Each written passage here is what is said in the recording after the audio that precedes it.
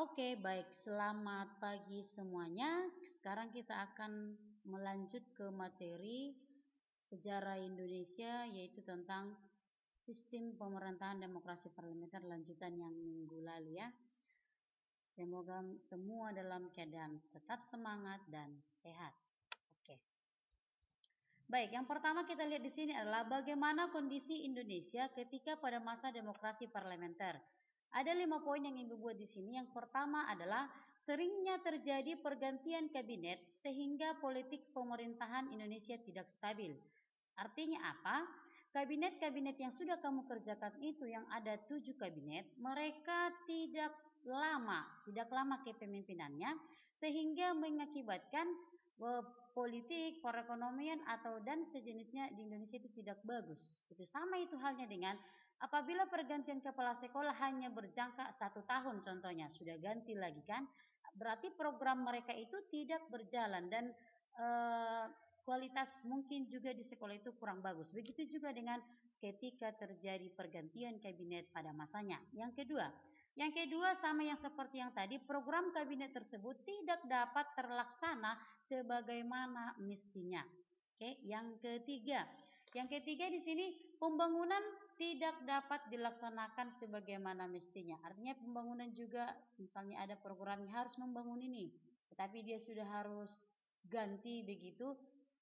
Kalau pemerintah yang baru atau kalau kepala sekolah yang baru tadi contohnya melanjutkan pembangunan, kalau tidak bagaimana? Otomatis terkendala dong. Oke. Nomor 4, poin keempat di sini, pemberontakan di daerah semakin meluas atau bisa dikatakan inilah yang disebut dengan terjadinya gerakan separatisme, ingin memisahkan diri dari NKRI. Oke, nomor 5. Konstituante tidak berhasil membuat undang-undang dasar yang baru karena sebelumnya kita masih menggunakan undang-undang dasar sementara 1950. Itulah kondisi Indonesia pada masa demokrasi parlementer. Oke, yang berikut. Materi yang berikut adalah bagaimana sistem kepartaian pada masa demokrasi parlementer. Sebelum kita melihat ada partai apa saja nanti, kita terlebih dahulu harus tahu apa itu parpol. Parpol itu adalah suatu kelompok yang terorganisir ya, suatu kelompok yang sudah terorganisir semuanya, anggotanya, sehingga mempunyai orientasi, nilai-nilai dan cita-cita yang sama. Jadi kalau suatu kelompok itu tidak memiliki cita-cita yang sama, dan termasuk partai politik. Oke. Sementara apa tujuan dibentuknya partai politik tersebut? Tujuannya itu adalah untuk memperoleh, merebut, dan mempertahankan kekuasaan secara konstitusional. Pemerintah dengan kekuasaan, imamul parpol. Oke. Jadi partai apa saja yang ada ketika itu ya? Banyak partai yang ada di sini. Ada PNI, ada Masyumi, ada NU atau Nahdlatul Ulama, PKI dan masih banyak lainnya partai-partai yang ada di Indonesia pada masa itu. Oke. Nah, kita lihat sekarang. Bagaimana penyelenggaraan pemilu pertama di Indonesia itu terjadi pada tahun 1955. Itu berada ketika Perdana Menteri BH atau Burhanuddin Harahap. Ketika kabinet si Burhanuddin Harahap, disitulah terjadi penyelenggaraan pemilu pertama 1955. Dalam pelaksanaan pemilu ini ada 2 tahap yang terjadi. Tahap yang pertama itu terjadi pada tanggal 29 September 1955. Di sini yang dipilih adalah anggota-anggota DPR atau parlemen. Sementara di tahap yang kedua yaitu 15 Desember 1955, yang dipilih pada tahap ini adalah anggota konstituante atau badan pembuat undang-undang dasar. Itu dia. Jadi partai-partai pemenang itu adalah ada partai PNI atau Partai Nasional Indonesia, kemudian Masyumi, Nahdlatul Ulama atau sering katakan NU, dan terakhir PKI. Yang 4 inilah pemenang suara terbanyak ketika itu. Oke, itulah mengenai politik dari demokrasi parlementer. Nah, sekarang kita lanjut ke ke sistem kehidupan atau sistem perekonomian Indonesia pada masa demokrasi parlementer. Sekarang sistem ekonomi. Di sistem ekonomi ini ada 5 ya, yang ada 5 yang Ibu buat. Yang pertama, sistem perekonomiannya itu adalah ada dikatakan Gunting Syafruddin. Jadi perekonomian Indonesia di masa ini sangat dikatakan kurang atau boleh dikatakan krisis begitu ya. Yang pertama ini saya Gunting Syafruddin. Gunting Syafruddin itu tujuannya adalah mengatasi defisit anggaran dan mengurangi peredaran uang. Dengan cara apa? Dengan cara tindakan memotong uang tersebut ya, dengan cara memotong uang dan memberlakukan setengahnya untuk mata uang yang bernilai Rp2 ke atas. Dengan itulah cara si Syafruddin itu mengatasi perekonomian Indonesia. Lalu yang kedua ini adalah nasionalisasi The Javas Bank, diubah menjadi yang sekarang yaitu BI atau Bank Indonesia. Yang dulu masih dikatakan Belanda yang mengatur keuangan kita atau masih banknya itu masih milik Belanda, mereka ubah menjadi Bank Indonesia. Oke. Jadi pada masa Belanda yang memegang kekuasaan tentang mata uang Indonesia atau perekonomian Indonesia itu semakin menurun, bahkan tidak berkembang begitu ya. Kenapa tidak berkembang? Karena pada saat itu Indonesia hanya menggantungkan perekonomian terhadap hasil perkebunan. Oke. Nah, sekarang kita lihat faktor apa saja yang menunjukkan perekonomian tidak berkembang dengan stabil pada masanya. Yang pertama adalah Indonesia mewarisi struktur ekonomi berat sebelah yang seperti yang tadi saya katakan menggantungkan diri kepada hasil pertanian dan perkebunan. Yang kedua, terjadinya instabilitas politik atau ketidakstabilan politik. Yang ketiga, pengeluaran pemerintah meningkat pada masa itu. Dan keempat, terjadi politik keuangan atau dikatakan di sana finansial ekonomi. Artinya di sini apa?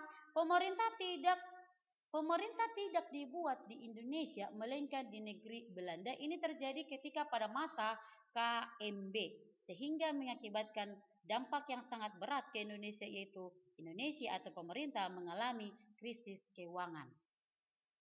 Oke, nah sekarang kita lanjut sistem ekonomi yang ketiga. Sistem ekonomi ini adalah disebut dengan gerakan benteng. Nah, gerakan benteng ini mengubah struktur ekonomi yang umumnya dari ekonomi kolonial ke ekonomi nasional. Ekonomi kolonial maksudnya di sini adalah keuangan kita atau ekonomi kita masih dikuasai oleh Belanda sehingga kita mengubahnya ke nasional jadi Indonesia yang mengatur begitu ya. Jadi kalau sistem ekonomi gerakan benteng ini yang kebijaksanaannya di sini adalah melindungi usaha-usaha pribumi ya dengan cara seperti itu tadi. Melindungi usaha-usaha pribumi. Oke. Nomor 4, sistem ekonomi yang keempat ada disebut di sini adalah sistem ekonomi Alibaba.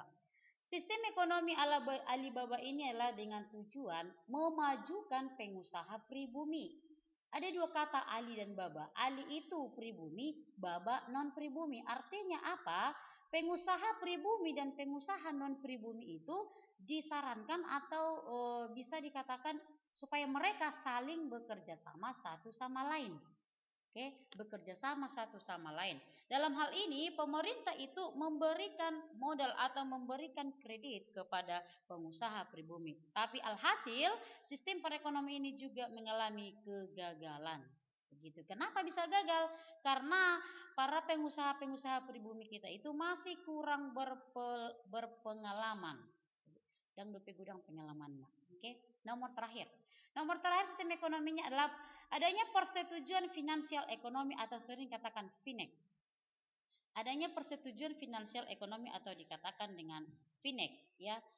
Kalau dalam hal ini sudah pernah antara Indonesia dengan Belanda sudah pernah membuat kesepakatan tanggal 7 Januari 1956 dengan hasilnya yang pertama, persetujuan FINEC hasil KMB dibubarkan. Yang kedua, hubungan FINEC Indonesia Belanda didasarkan atas hubungan bilateral. Yang ketiga, hubungan FINEC didasarkan atas undang-undang nasional, tidak boleh diikat perjanjian manapun.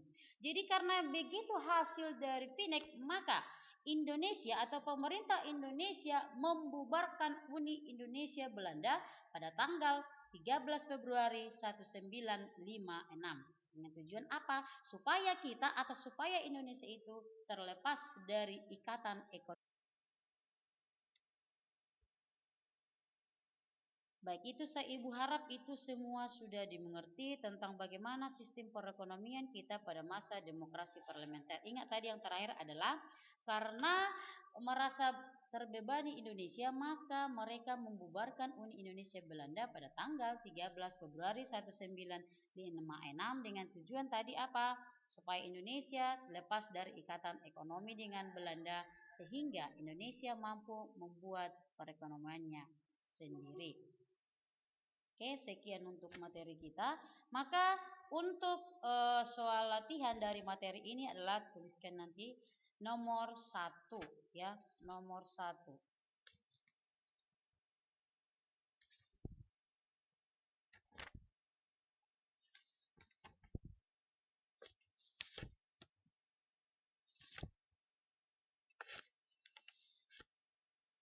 Nomor 1 adalah jelaskanlah prestasi yang menonjol dari Kabinet Burhanuddin Harahap. Oke.